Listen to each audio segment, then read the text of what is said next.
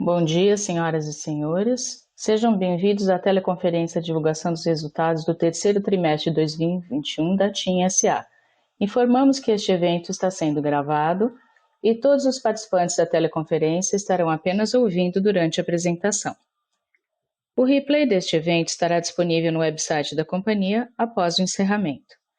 Após as considerações da TIM SA, haverá uma sessão de perguntas e respostas para os participantes. Neste momento, serão fornecidas instruções adicionais. Esclarecemos que declarações que possam ser feitas relativas às perspectivas, projeções e metas da TIM SA constituem-se em crenças e premissas da diretoria da companhia. Considerações futuras não são garantias de desempenho. Elas envolvem riscos, incertezas e premissas, pois se referem a eventos que podem ou não ocorrer. Os investidores devem compreender que fatores internos e externos à TIM SA podem afetar o seu desempenho e conduzir a resultados diferentes dos planejados. Agora gostaria de passar a palavra ao Sr. Pietro Labriola, diretor-presidente, para que apresente as principais mensagens do terceiro trimestre de 2021. Sr. Pietro, pode prosseguir, por favor. Bom dia a todos. Obrigado por participarem da nossa teleconferência de resultados. Primeiro, gostaria de dar uma calorosa recepção a Camille Faria, nossa nova CFO. Em agosto, ela se juntou à equipe e já está sujando as mãos para nos ajudar em vários projetos que ou estamos começando ou que precisamos terminar. Desejo a Camille toda a sorte e sucesso, porque temos muito que fazer. É ótimo tê-la a bordo. Sem atrasos, passemos aos resultados. No terceiro trimestre, consolidamos nossa recuperação com números consistentes. É verdade que, apesar de uma situação pandêmica muito melhor após um aumento na vacinação, a macro tem sido mais desafiadora. Mas não temos motivos para reclamar. Este último trimestre foi sólido e no quarto manteremos o ritmo, o que nos coloca em condições de atingir nossas metas para o 2021.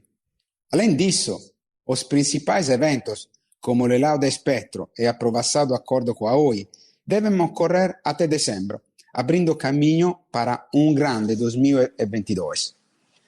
Nossa execução de alto nível nos levou a postar números saudáveis no terceiro trimestre. A receita de serviços cresceu mais de 4% em relação ao ano anterior, impulsionada pelo ARPU móvel, que também cresceu mais de 4%. Na banda larga fixa, acabamos de lançar a melhor oferta de alta velocidade do Brasil para acelerar ainda mais o nosso negócio. O EBITDA aumentou 4,5% e agora estamos em 21 trimestres de crescimento. Somamos 83 milhões de reais em receita da plataforma de clientes, o que nos deixou muito bem posicionados para atingir a meta anual desta linha. Este trimestre também foi marcado para uma conquista notável em ESG. Somos a primeira empresa brasileira a ser incluída no Refinitiv Diversity Inclusion Index e ficamos em primeiro lugar entre as telcos no mundo. Detalhando nossa dinâmica de receitas, vimos contribuições positivas provenientes dos serviços móvel e fixo, com todas as principais linhas melhorando. Também entregamos uma expansão em relação ao segundo trimestre, mostrando a consistência das nossas operações. As receitas de serviço móvel cresceram 4,1% em relação ao mesmo período de 2020. Em paralelo, o serviço fixo também apresentou uma sólida evolução, com um aumento de 5,5%, com a TIM Live impulsionando a tendência, mas a um ritmo temporariamente mais lento, como esperávamos e mencionamos durante nossa última call. Nossos números dos 9 primeiros meses são sólidos, tanto nos serviços móveis quanto nos fixos. É por isso que a receita líquida total de serviços está crescendo mais de 5% ano a ano. Esses resultados, mais uma vez, mostram que a escolha de nos concentrarmos em uma estratégia de valor está dando frutos. Estamos superando nossos pares na dinâmica do ARPU. Até setembro, nosso ARPU cresceu a high single digit enquanto o resto do mercado caiu a mid-single digit. Isso demonstra claramente nossa capacidade de produzir receitas adicionais de forma mais racional e eficiente. Os principais motores por trás da estratégia de volume para valor continuam sendo uma oferta diferenciada e a proposta de upselling, com migrações para planos mais altos e melhoria de fidelidade dos clientes. Para acrescentar uma nova alavanca, estamos trabalhando para melhorar a qualidade e o valor de nossas vendas, com canais de distribuição mais amplos e qualificados. Manter a diferenciação de nossas ofertas é um esforço contínuo. Estamos adicionando várias camadas de diferenciação em cada segmento para nos mantermos à frente da concorrência e para sustentar nossa liderança. No pós-pago, evoluímos do app de entretenimento para um one-stop shop marketplace de conteúdo e serviços. No controle, estamos nos concentrando nos benefícios de nossas parcerias de plataforma de clientes para permitir que nossos clientes tenham novas experiências. E no pré-pago, estamos visando a conveniência e a lealdade desde o lançamento da família Team Pre-Top. Acabo de mencionar a importância de nossas parcerias da plataforma de clientes para ajudar a diferenciar nossas ofertas. Como esta parte de nossa estratégia está ganhando cada vez mais tração, vale a pena lembrar como jogamos esse jogo de monetização da base de clientes para gerar novos fluxos de receita e diversificação de capital. Primeiro, preciso ressaltar que temos dois modelos de negócios de parceria sob essa estrutura. O primeiro, no caso das comerciais, temos uma abordagem mais tradicional, onde somos remunerados monetariamente por visualizações de vídeo e cliques para campanhas publicitárias e serviços de inteligência de dados. Qualquer empresa que busque reforço de marca, elevação de consideração, geração de lead e instalação de aplicativos é um alvo para nós. No segundo, as parcerias estratégicas são construídas sob uma relação mais simbiótica e nossos alvos são as scale-ups que buscam crescimento exponencial. A TIM é remunerada por taxas de CAC e participações acionárias. Em troca de nosso endosso, por dar acesso à nossa base de clientes e capilaridade comercial, por ser agregada ao nosso portfólio de ofertas principais e por inteligência de dados.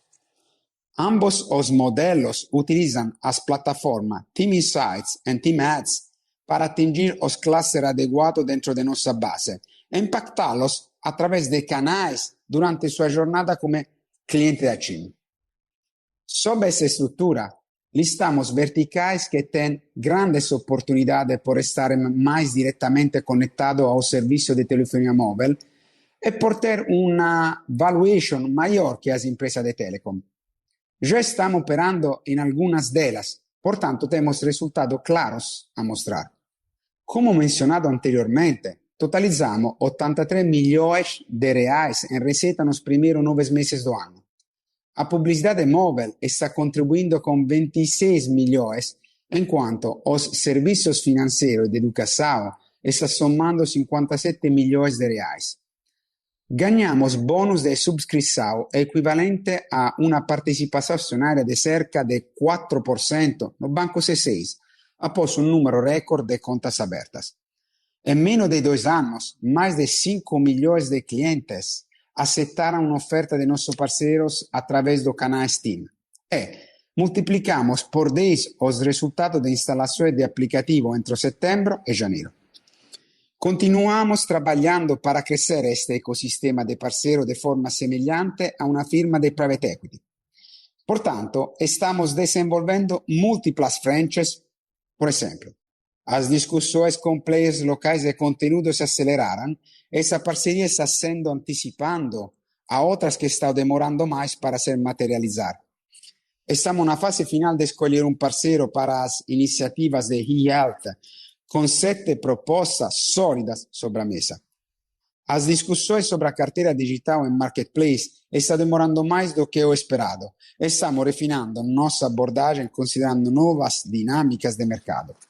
Por fim, continuamos a trabalhar em verticais de Internet of Things, Internet das Cosas, con grandes contratos siendo negociados. Para completar nuestra discusión sobre receta, vamos a pasar para los servicios fijos, específicamente a TeamLive. Os destaque deste trimestre são a conclusão do negócio da Faberco e o grande lançamento da melhor oferta FTTH do país. O fechamento da Faberco está previsto para meados de novembro.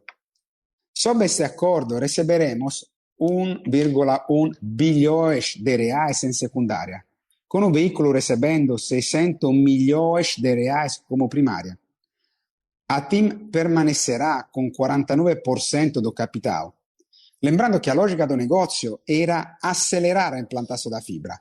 Então, esperamos fazer alguma recuperação na cobertura de novas cidades. Estamos lançando oferta 1 giga. Algum de vocês pode pensar, já existe no mercado esta oferta. Bem, devo dizer que isso não é a mesma coisa. E explico por quê. Temos a melhor combinação de velocidade de download e upload. 1 giga para download e 500 megas para upload. A oferta estará disponível em todas as cidades que cobrimos, ou seja, mercados high-end que não têm acesso a esta velocidade. Temos um conjunto exclusivo de conteúdo incorporado na oferta, como Netflix, Paramount, Deezer, Ben News e Ben Sport. E, para completar, estamos estabelecendo o preço a um nível acessível. Portanto, essa não é uma oferta apenas para posicionar a TeamLive como tendo a maior velocidade. O objetivo é de dar às pessoas acesso ao próximo nível de experiência em banda larga. Enquanto isso, mantivemos um desempenho decente na operação, mesmo que a deceleração esperada tenha sido confirmada. O quarto trimestre já está mostrando sinais de reaceleração. Na infrastruttura, nossa liderança de cobertura 4G foi reafirmada com uma sólida expansão de 25% em cidades. A cobertura de 4,5G cresceu no mesmo ritmo. Continuamos trabalhando na preparação da nossa rede para receber os clientes da Oi. O Massimamo e a modernização de sites continuam acelerando para esse fim. Na frente de IT, da tecnologia das informações, completamos mais um passo da nossa transformação Journey to Cloud. Nosso sistema CRM foi transferido inteiramente para a nuvem, produzindo uma redução de 50% no tempo de atendimento. Outra realização marcante para a TIM foi o resultado dos testes com 5G Standalone em Rio e em São Paulo. Fomos os primeiros a testar a tecnologia nas duas cidades mais importantes do país. Fomos capazes de atingir velocidades muito altas, com baixos níveis de latência. Mas, mais importante, provamos a viabilidade técnica de combinar a Release 16 com Carrier Aggregation para expandir a cobertura em mais de 65%. Falando em 5G, estamos muito próximos do leilão de espectro. Ele está programado para ocorrer em 4 de novembro. Temos dito desde o início das discussões do leilão que as escolhas feitas pelo Brasil sobre como abordar o 5G foram únicas e sábias. O foco nos investimentos e na implantação da rede beneficiará toda a indústria, mas, o mais importante, o usuário final. A TIM está pronta para participar do leilão e otimista sobre o resultado. Deixando as discussões sobre infraestrutura e avançando para a nossa tendência de OPEX e EBITDA. Neste trimestre, temos uma base mais comparável para nossos custos e despesas. Nossa dinâmica está muito abaixo da inflação, apesar dos picos em diferentes índices. Observamos uma pequena expansão anual de nosso OPEX de 1,3% no terceiro trimestre e abaixo do 6% no acumulado do ano. Como explicado no último trimestre, este último foi principalmente uma consequência do desempenho do OPEX no segundo trimestre de 2020. Se comparamos com os primeiros 9 meses de 2019, nosso OPEX no acumulado do ano ficou estável. A TIM continua a executar bem o controle de custos, os projetos de digitalização e o tratamento da PDD, enquanto melhorava ainda mais a gestão dos custos de energia. Isto justamente com uma sólida contribuição da receita, levou o EBITDA a crescer 4,5% no terceiro trimestre, com uma expansão de margem para atingir 48%. O lucro líquido aumentou mais de 20% e o CAPEX subiu 5,5%. Neste contexto, o fluxo de caixa operacional livre nos primeiros 9 meses do ano cresceu mais de 40%, ultrapassando 3,6 bilhões de reais, o que fez com que nossa dívida líquida diminuísse quase 30% e a posição de caixa atingisse 7,4 bilhões de reais. Temos nos preparado para os próximos eventos do final deste ano e de 2022. Considerando que nosso fluxo de caixa está performando melhor do que esperado, devemos ser capazes de manter o nível de remuneração aos acionistas, mesmo que esperamos grandes desembolsos nos próximos 12 meses. Encerrando meus comentários, gostaria de destacar a sólida execução que a equipe está entregando, com resultados robustos e meio a uma lenta recuperação econômica. Nosso ritmo continuará no quarto trimestre, por isso estamos muito confiantes de que cumpriremos as metas. Até setembro, apresentamos mais de 5% de expansão para a receita de serviços e EBITDA. A plataforma de clientes está a apenas 17 milhões de reais da meta de 100 milhões. O EBITDA menos CAPEX sobre as receitas ficou em 24%. E o lucro líquido cresceu mais de 70% em relação ao ano anterior. Até o final de 2021, devemos ter o negócio da Faberco fechado, o leilão de 5G concluído e esperamos o negócio da Oi aprovado. Esperamos entrar em 2022 com menos incertezas e prontos para as transformações do setor. E ainda há espaço para que ou mais outros contratos da plataforma de clientes sejam assinados antes do final do ano. Fiquem atentos. Obrigado. Agora, vamos abrir para perguntas. Por favor, operadora. Obrigada, Sr. Pietro. Passaremos agora à sessão de perguntas e respostas. Iniciaremos com perguntas dos analistas e, em seguida, passaremos para o público em geral, ambas em inglês. Se estiver ouvindo no webcast, sua pergunta pode ser enviada pelo chat. Pedimos que cada participante se restrinja a 2 questões por vez. Para fazer uma pergunta em português, por favor, envie através do webcast. A primeira pergunta vem do Sr. Bernardo Goodman, da XP. Bom dia a todos, obrigado pela pergunta. Na verdade, eu tenho algumas perguntas relacionadas ao Team Live. Eu gostaria de salientar os bons números os números mais suaves desse trimestre. Vocês estão com mais pressão da concorrência? Se for verdade, em que áreas e regiões específicas? E a última pergunta com relação ao negócio da FiberCo, quais são os próximos passos para concluir a transação? Obrigado.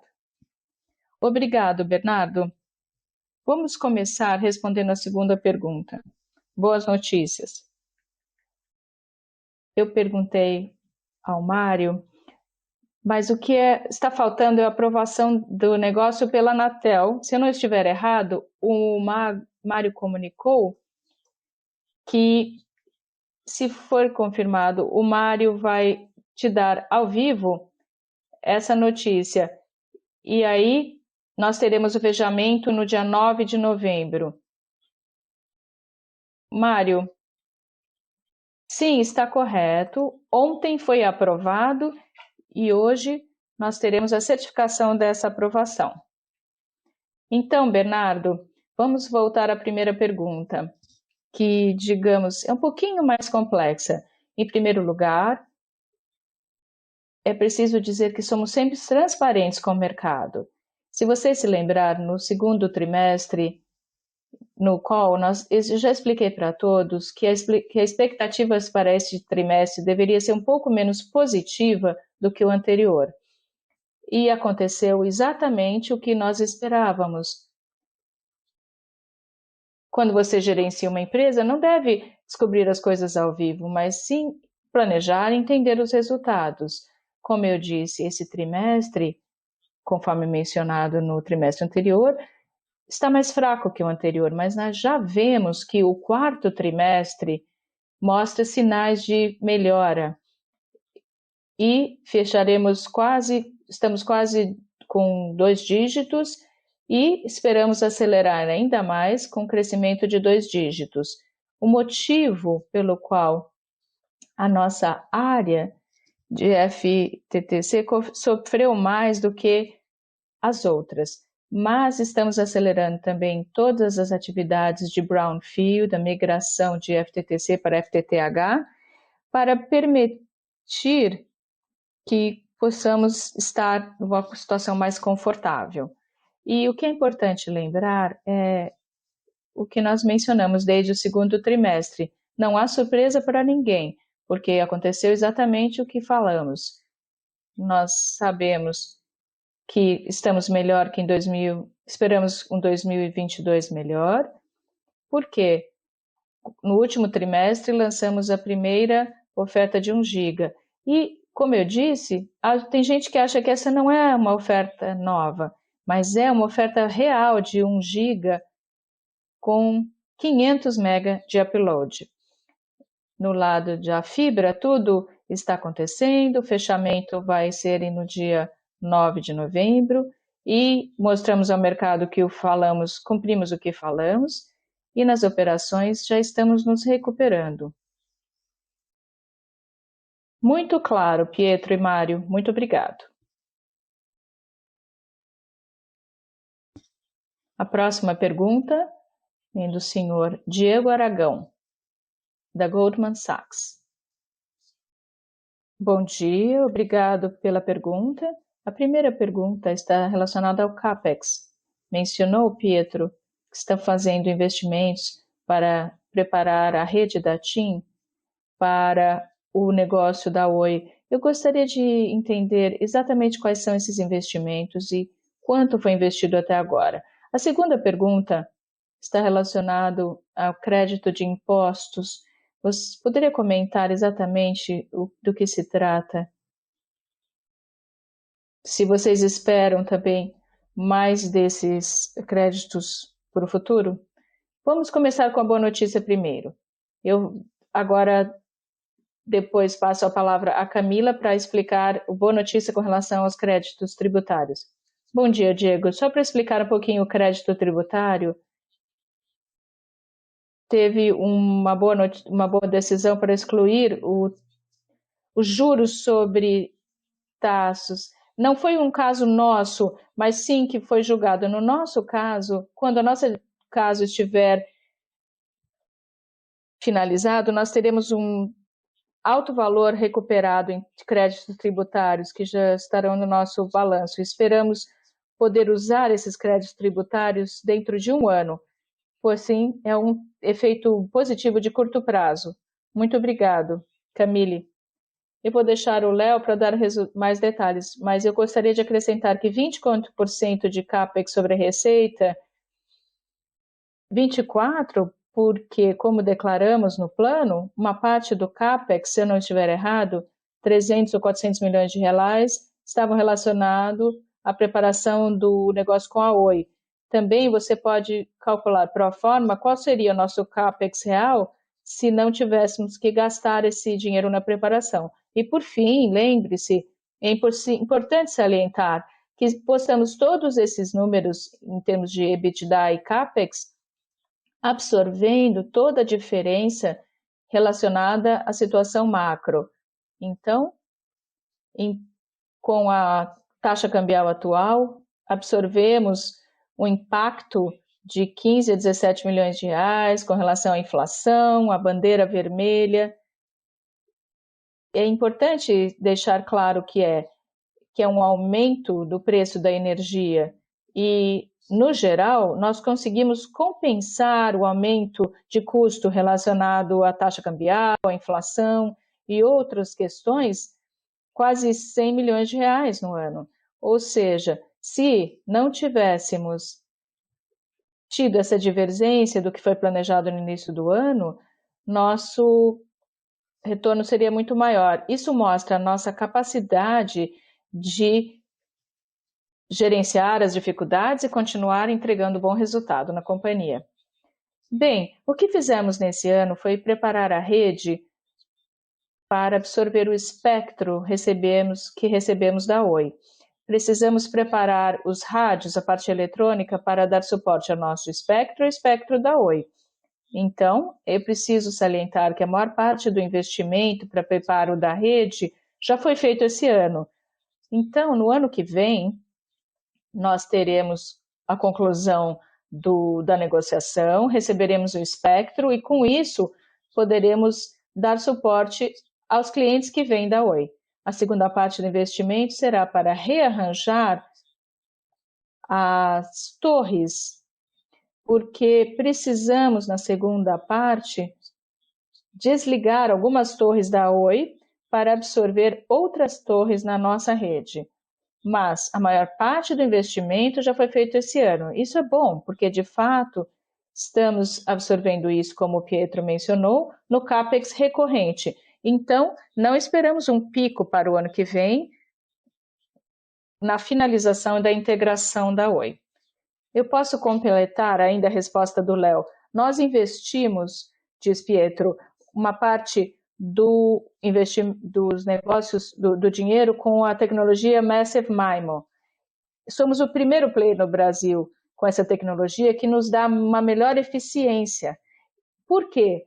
Porque poderemos fazer a migração da base da Oi antes de outras frequências. E quando migrarmos os clientes da Oi na rede da TIM, na rede da Claro e da Vivo, nós damos a oportunidade de obter as frequências da Oi e acrescentar as nossas. Então, essa atividade é uma coisa que precisávamos estar preparados para colocar a base de clientes da Oi na nossa rede.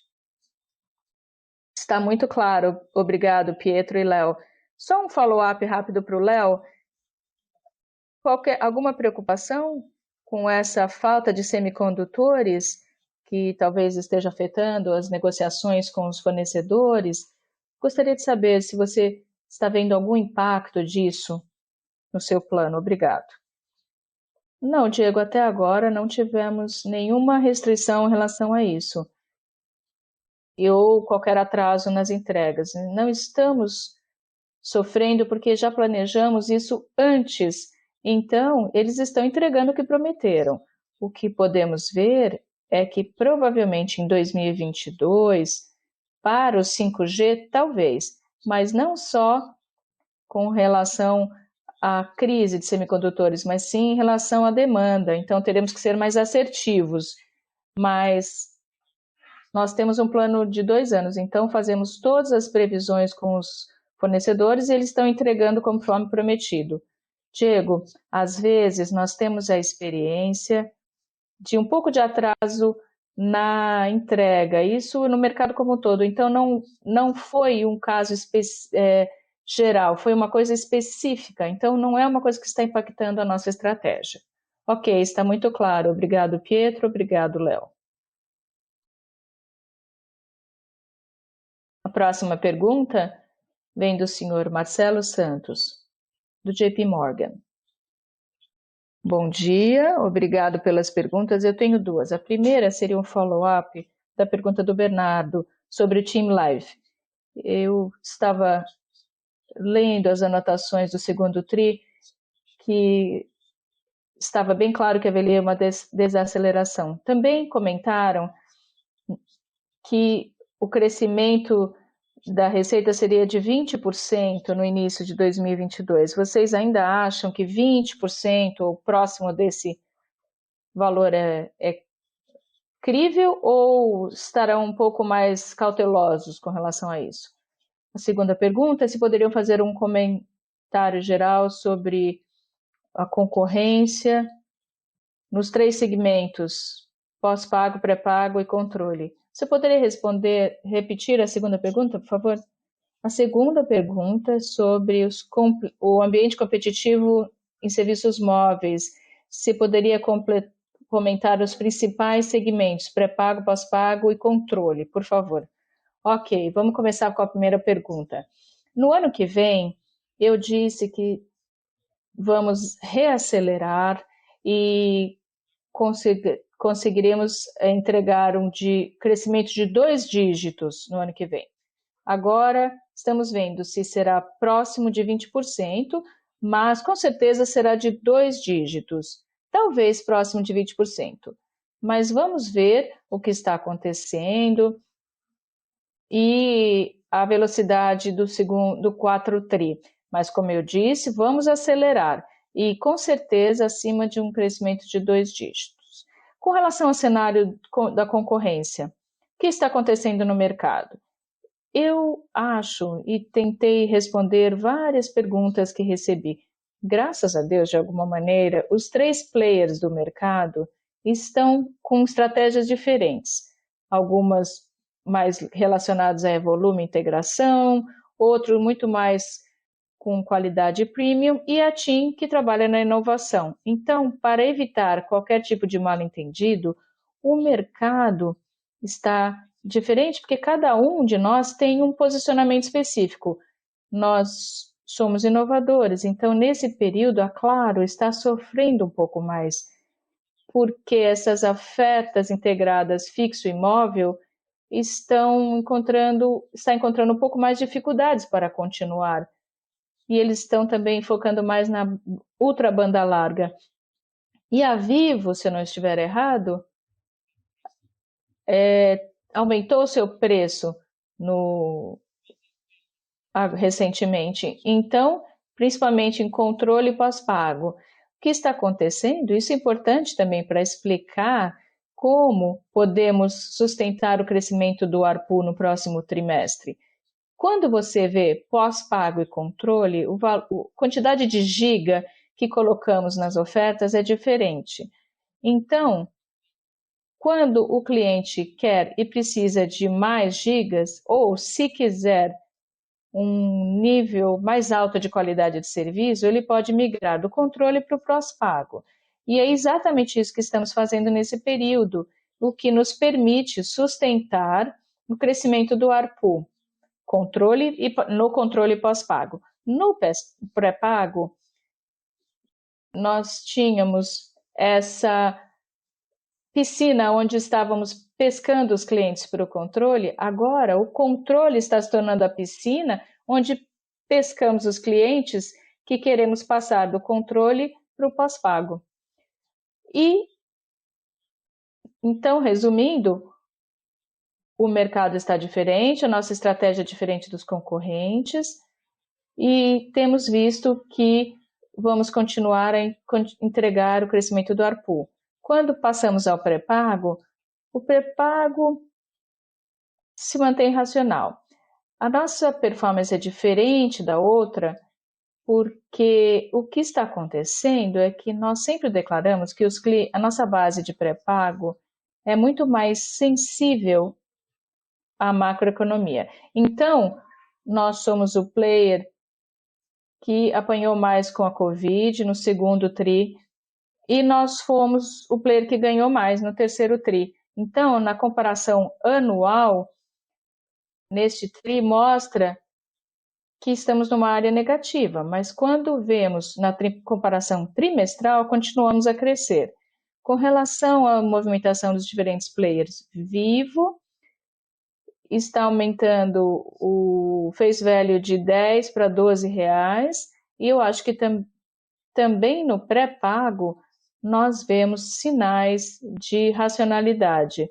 Então, o mercado está racional, não significa que não estamos competindo, mas sim que temos cada um uma estratégia. E, por fim,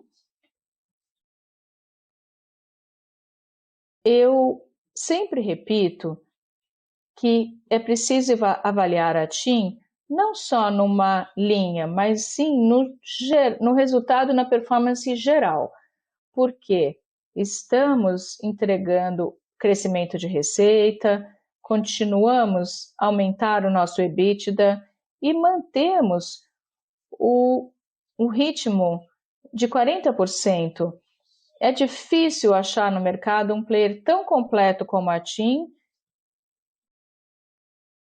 Talvez em todos os KPIs, talvez não sejamos o melhor em um KPI, mas no geral entregamos um crescimento de receita contínua, somos eficientes, com bom nível de EBITDA e mantemos as nossas despesas de CAPEX sob controle. E, por fim, continuamos a gerar caixa. Perfeito, muito obrigado. A próxima pergunta vem do Sr. Carlos Sequeira, do BTG Pactual.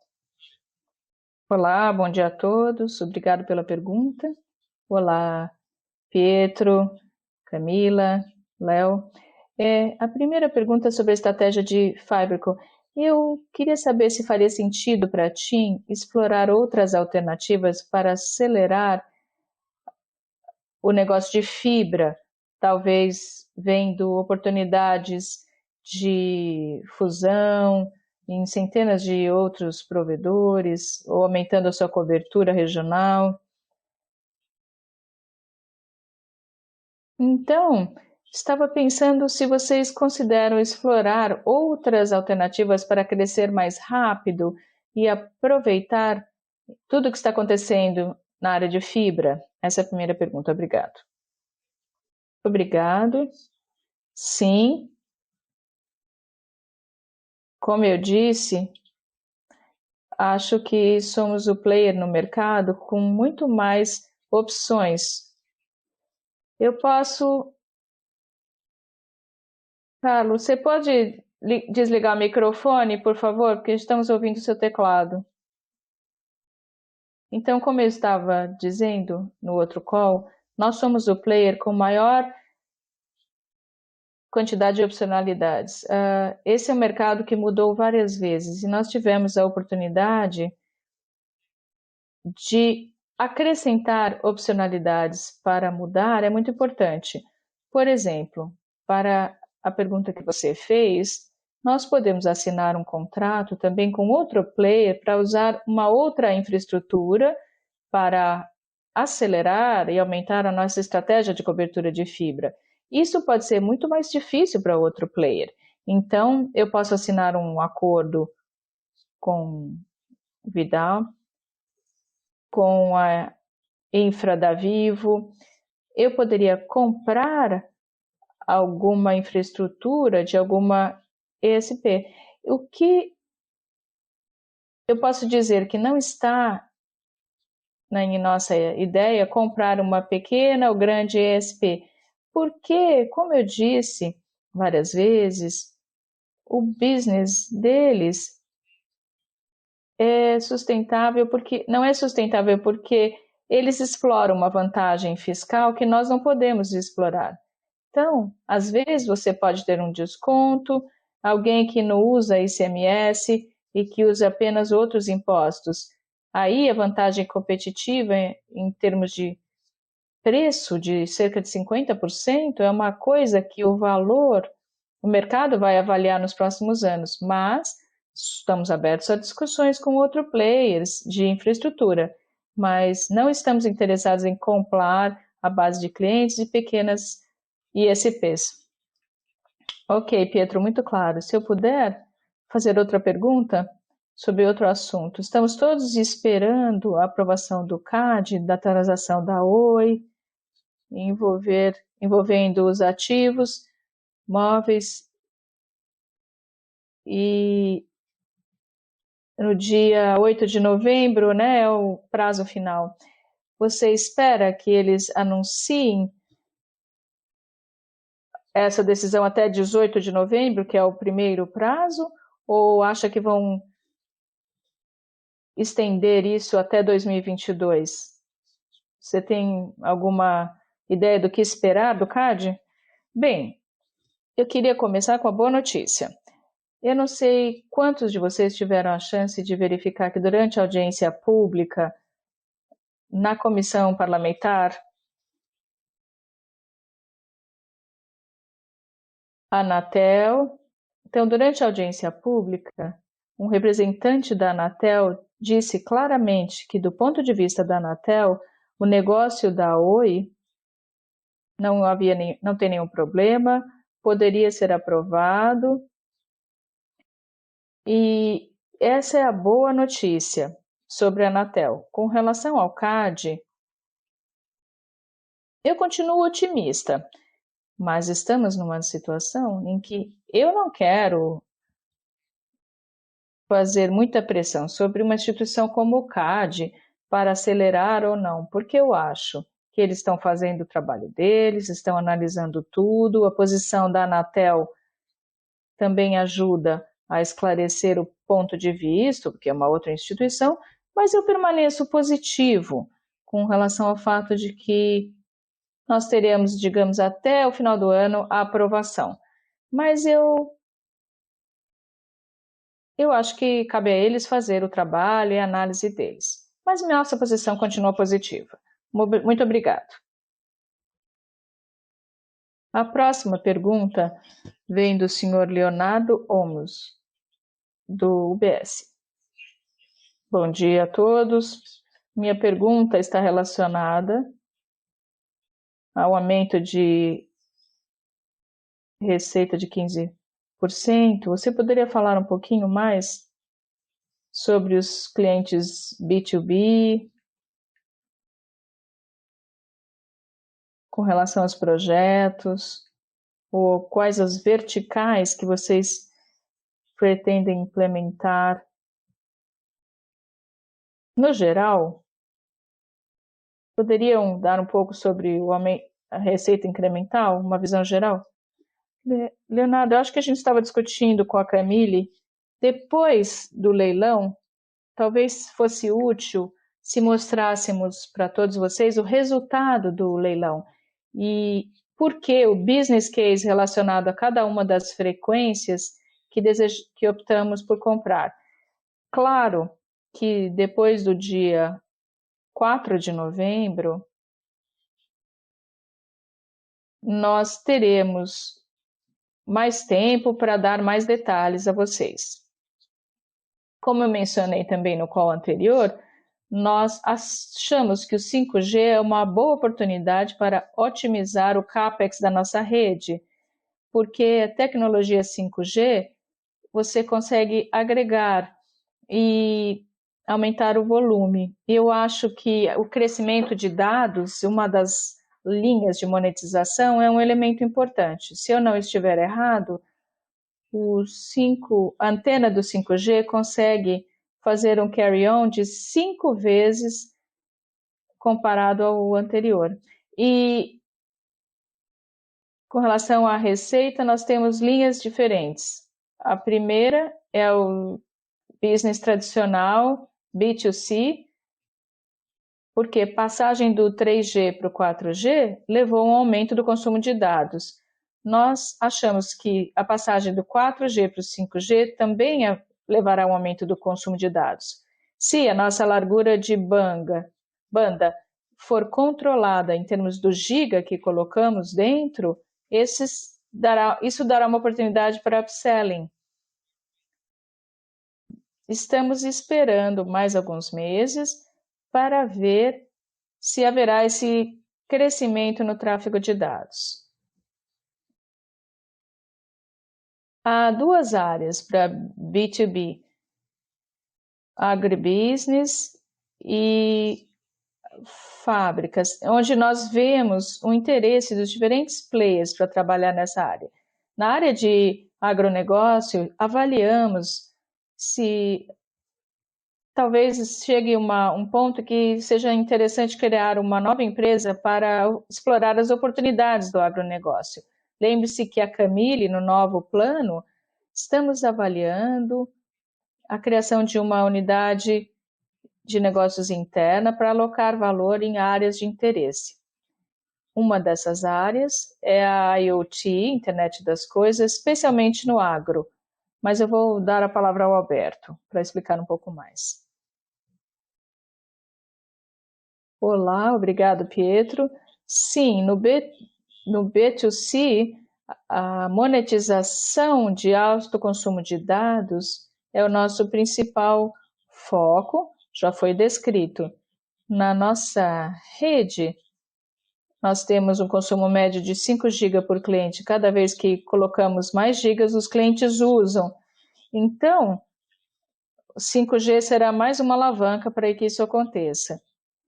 Com relação a B2B, estamos discutindo com alguns clientes, principalmente na área logística, por enquanto, o uso de 5G para oferecer benefícios às plantas. Fizemos alguns estudos pilotos na área automotiva. A frequência ainda não está disponível, mas vimos interesse, principalmente na área de logística e manufatura. Para nós, o objetivo é conquistar clientes nas principais verticais de 4G, porque o 4G já oferece muitas oportunidades de digitalização para os processos corporativos dos clientes e estar lá quando o 4G amadurecer para aumentar os benefícios oferecidos aos clientes. Então, no momento, nós estamos focados na cobertura de 4G para esses clientes e com alguns deles discutiremos o 5G. Então, nós não demos nenhum número, mas a resposta do Alberto é bem clara. Queremos aumentar a nossa penetração no segmento corporativo de IoT em 4G, porque isso nos permitirá fazer o upselling do 5G. Muito claro, de verdade. Muito obrigado, tenha um bom dia. Para você também. A próxima pergunta vem do senhor Fred Mendes. Olá a todos. Eu tenho duas perguntas. A primeira, vocês já mencionaram um pouco o crescimento do ARPU. Eu sei que o ARPU não é uma métrica perfeita, mas vocês já estão em linha com a Vivo, mais ou menos, com a Claro, e há muitas coisas que estão nesse ARPU. Mas vocês veem espaço para a continuação do crescimento do ARPU? Porque já estão com um dos ARPUs mais altos, né? E com relação à receita da plataforma, que está com uma boa performance, vocês olham a parceria com o Banco C6, será que estão prestes a chegar no teto disso?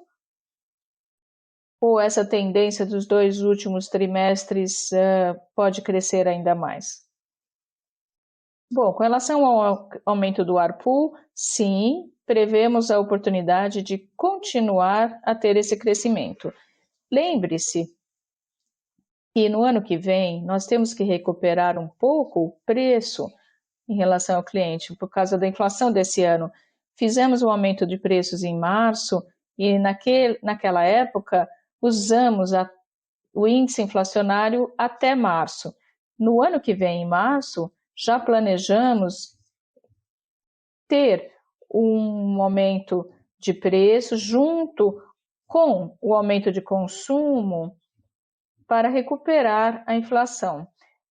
E, além disso, como eu mencionei no início, o aumento do ARPU vem também da migração de clientes de planos mais baixos e mais baratos para um plano de preço mais alto, do controle para pós, e também, às vezes, temos de controle para controle. E quando discutimos a questão do preço, é preciso verificar também o preço do mercado, porque quando você olha o ARPU de todos os clientes, alguns têm um ARPU mais baixo, porque naquelas ofertas abaixo da linha, eles talvez sejam agressivos. E também para tentar convencer o cliente a chegar numa oferta convergente, o preço é mais agressivo. Mas isso pode ser contrário ao que às vezes é dito sobre convergência, porque se a convergência é colocar um preço muito mais baixo para juntar tudo, eu não entendo onde está o valor real nisso. Mas cada um tem a sua estratégia e não cabe a mim avaliar qual é a estratégia correta. A nossa estratégia é continuar a aumentar o ARPU por meio de aumento de preços, que é feito todo ano para tentar absorver a inflação, num período como esse, em que a inflação é, digamos assim, um desafio, e, ao mesmo tempo, com a nossa estratégia de mercado, de passar os clientes com um pacote de gigas mais baixos para um pacote de gigas mais alto, e também fazer um scale-up em termos de políticas. Por exemplo, com a vertical. Se você tem um cartão de crédito Black, você tem um nível de serviço muito mais alto do que um tradicional cartão. E a mesma coisa com a oferta Team Black. Com relação, além das receitas, o Renato já falou, mas você sabe muito bem como estamos nesse momento, estamos no meio de uma discussão com o nosso parceiro, sócio, então não podemos divulgar muito mais. Obrigado, amigos, pela pergunta. Eu acho que tivemos bastante sucesso com as parcerias na plataforma do consumidor e também com serviços financeiros, aproveitando nossa inteligência de dados e a abordagem com a nossa base de clientes, em termos de mensagens, não só textos, mas vídeos, GIFs, imagens, usando todo o insight de dados que temos aqui. Isso tem sido uma implantação muito bem sucedida, pudemos provar ao mercado como o telecom é um canal poderoso para novos serviços digitais. Com relação à sua pergunta mais especificamente, conseguiremos manter o nível desse trimestre para os próximos, eu acho. Houve muita digitalização no ano passado, isso foi alavancado por isso, houve um grande movimento por causa da pandemia e outros fatores do mercado, e acreditamos que conseguiremos manter isso, dadas as perspectivas que temos de mercado para o próximo trimestre, em termos de digitalização. Muito obrigado, perfeito. Queria fazer só um follow-up, Renato. Está muito claro a questão do C6, mas à medida que você acrescenta mais parcerias e o mercado também aumenta, mas para tentar entender o tamanho dessa oportunidade, você acha que haverá uma canibalização? Aquele que compra uma coisa não compra o C6 ou não? Ou você pode aumentar as parcerias e o mercado continuará bom para todos? Uma ótima pergunta. Estamos trabalhando duro para criar inteligência de dados e insights de dados para fazer a oferta certa para o cliente certo no momento certo. Criar essa inteligência aqui tem sido essencial para nós, para novas parcerias. O Pietro sempre me pergunta mais parcerias o mais rápido possível. Eu sempre falo, espera um pouco, porque é preciso garantir que operacionalmente todas elas sejam possíveis ao mesmo tempo. Nós evitamos lançar parcerias ao mesmo tempo. Com o Covenant veio um ano depois da do C6. Então, é preciso porque todos pudessem digerir a parceria do C6. Quando tivermos uma maturidade, lançamos outras. Acho que com a Cogna nós vamos chegar à maturidade nos próximos meses. Então, no início do ano que vem, provavelmente teremos uma nova parceria. Então, existe muita inteligência para tentar adequar as ofertas ao cliente ao momento. E um esquema de lançamento que permite que tudo esteja funcionando ao mesmo tempo. Ou seja, é impossível. Precisamos também lançar comercialmente do ano que vem as próximas parcerias, mas agora nós fecharemos o contrato, um ou dois, até o final desse ano. Por quê? Não tomem isso como uma meta oficial, mas gostaríamos de ter no nosso plano essa meta de 8 parceiros no mínimo que possam gerar valor de 3 milhões de reais. Mas vamos formalizar essa meta e vamos chamar o mercado financeiro para divulgar nossos planos. 3 a 4 anos. Obrigado pela pergunta, Fred. Obrigado pela resposta. A próxima pergunta vem de Matthew Rabier, do Barclays. Bom dia, boa tarde. Eu tenho duas perguntas. A primeira é sobre custos. Obviamente, vocês mencionaram que há pressões sobre alguns custos de energia, e a inflação, e também a margem aumentou, apesar disso. Eu gostaria de saber se poderiam dar mais detalhes em relação ao futuro, sobre os lados positivos e negativos que influenciarão os custos e se acreditam que poderão continuar a aumentar a margem EBITDA. E a segunda pergunta é com relação ao leilão do 5G. Talvez pudessem nos lembrar exatamente quais são os prazos. Vocês mencionaram novembro. A Camille acho que deu os detalhes com relação a quando são feitas as ofertas e os resultados saem. Se pudessem falar isso novamente, seria muito bom.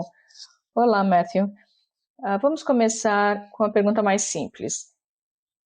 O Mário vai entregar para a Anatel o nosso envelope com a nossa oferta. Então, o prazo é hoje. Todos os players que vão participar do leilão têm que entregar a primeira oferta e no dia 4 de novembro haverá o leilão, que será encerrado no mesmo dia. E, Mário, você pode explicar um pouquinho mais sobre o próximo passo do leilão? Claro, claro. Obrigado pela pergunta. Sim, amanhã cedo, então hoje à noite, nós fecharemos os nossos envelopes e amanhã cedo entregaremos a sessão de entrega, que vai ser amanhã na Anatel. E depois, no dia 4 de novembro, haverá a sessão do leilão, em que os envelopes serão abertos e se houver concorrência nos vários blocos, nós concorreremos. Os próximos passos são a ratificação dos resultados e depois o chamamento para assinatura dos documentos. Eu acredito que isso ocorra em meados de dezembro e achamos que todo o processo será concluído ainda este ano. E depois há outros passos para limpeza do espectro, etc. Em relação ao pagamento, por favor? Isso depende, porque na assinatura da autorização é preciso pagar no mínimo 5% do preço ofertado. Há outros pagamentos relacionados à entidade do espectro que serão feitos no ano que vem, porque as duas parcelas são devidas após a criação da entidade. Então, depois de 75 dias da assinatura do termo. Em resumo, nós pagaremos no mínimo 5% do preço ofertado este ano e no ano que vem faremos o pagamento do EF. Matthew, depois do leilão, nós faremos uma apresentação específica com todas as frequências, etc. Nós, com cálculo rápido aqui, você quer ter uma ideia geral, né? Nós teremos um nível de pagamento de 2 bilhões de reais, depois alguma coisa bem pequena no final desse ano, e depois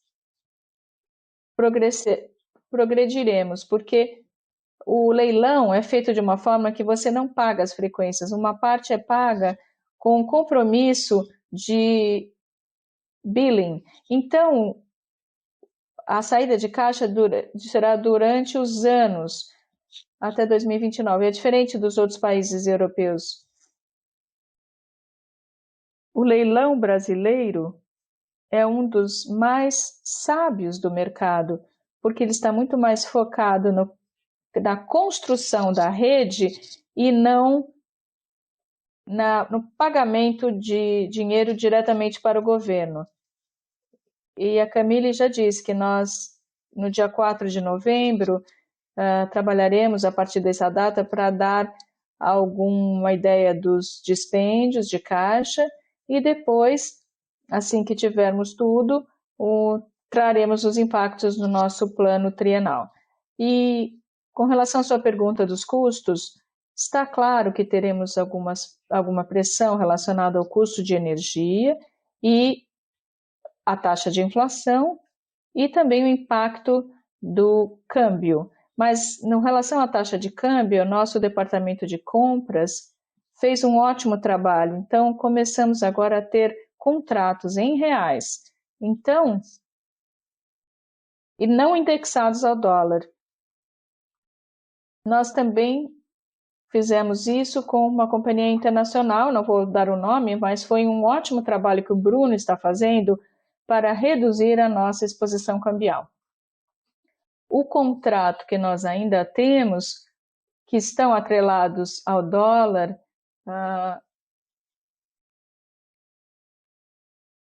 não terá muita mudança e o nosso desafio será a inflação e o custo da energia. Nós já estamos trabalhando no plano do ano que vem para tentar compensar esse impacto com eficiências em outras áreas.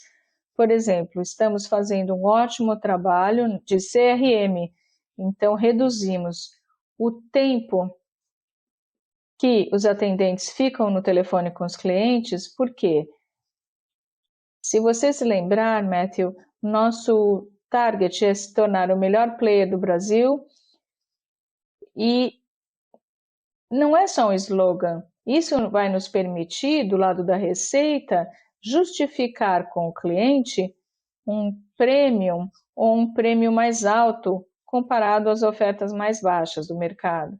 Mas, ao mesmo tempo, se pudermos entregar uma boa qualidade de serviço, nós teremos um custo menor internamente para a gestão dessa base de clientes, CRM, etc.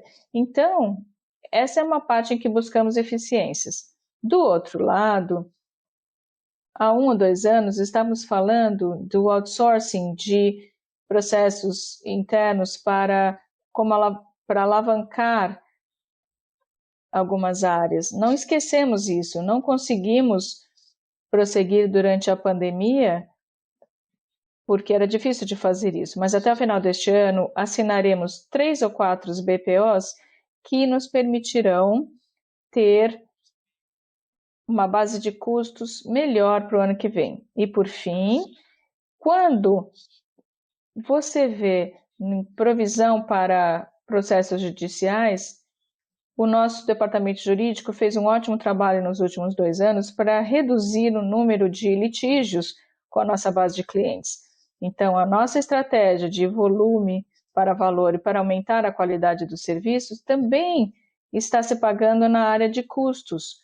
Sim, ainda existe espaço para reduzir os custos, mas é preciso trabalhar com as receitas. Isso é muito importante. A atividade que o Alberto está fazendo para continuar a sustentar o aumento do ARPU e do Renato para continuar a sua atividade.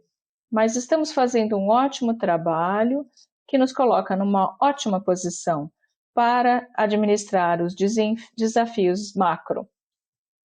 Acho que ficou claro, Matthew, né? Muito claro, muito obrigado. Não restando mais perguntas dos analistas, agora iniciaremos a sessão de perguntas do público feitas na plataforma da webcast, que serão lidas. Senhor Vicente, pode prosseguir. Bom dia a todos, aqui é o Vicente, chefe de RI. César Medina, do Morgan Stanley, pergunta: eu estava pensando se vocês têm algum comentário sobre as recentes tendências de crescimento de imóvel e mobilidade e portabilidade. Sim, eu concordo com você na segunda parte da pergunta, porque em termos de portabilidade de móvel, foi meio suave mesmo, mas estamos aumentando e faz parte do grande trabalho feito na área comercial. Mas está em queda. Se olharmos o resultado do EBITDA e a base de custo do outro player, eu acho que a estratégia de volume está tendo um efeito contrário, porque está aumentando o seu custo, que não está sendo refletido no crescimento da receita totalmente. Porque se você olhar o crescimento na base de clientes e o crescimento de receitas ano a ano, também é peculiar olhar o crescimento trimestral. Eu acho que existe alguma coisa que está começando a não ser muito interessante. Nós temos numa quantidade de receita que é bem mais baixa que outros players, um crescimento trimestral de receita comparado trimestre a trimestre muito maior que os outros players, um nível de receita mais alto, também de dívida líquida e um nível de EBITDA pior que os outros players têm. Então, é claro que você tem que fazer o seu trabalho e avaliar todas as linhas, mas se você olhar a performance geral da TIM, é muito melhor que a do outro player. Nós diminuímos a dívida líquida, mas a margem do EBITDA também vai cair. Quantos pontos percentuais você vai aceitar que eu reduza meu EBITDA para aumentar a dívida líquida? Eu acho que o equilíbrio que a gente encontrou com a melhor margem de EBITDA, a melhor geração de caixa, é o mix correto. Esta foi a última pergunta. Com isso, concluímos passamos para os comentários finais do Sr. Pietro. Muito obrigado a todos. Gostaria de agradecer a todos da TIM pelo ótimo trabalho que atingimos. E lembre-se, estamos chegando ao nosso guidance num ambiente macroeconômico que não era, com certeza, o que planejávamos enfrentar. Então, recuperamos e, apesar dos desafios de macro, estamos indo muito bem, graças aos esforços do nosso time. Agora, finalmente, voltamos a encontrar alguns de vocês em pessoa e foi um grande prazer, porque o toque humano é sempre muito importante. Espero encontrá-los em breve. E depois do leilão, tentaremos dar mais detalhes sobre o que faremos. E espero que tenhamos boas notícias em breve. Muito obrigado a todos. Com isto, concluímos a teleconferência de resultados do terceiro trimestre de 2021 da TIM S.A. Para mais informações e detalhes sobre a companhia, acesse o site ri.tim.com.br. Suas linhas podem ser desconectadas a partir de agora. Obrigada.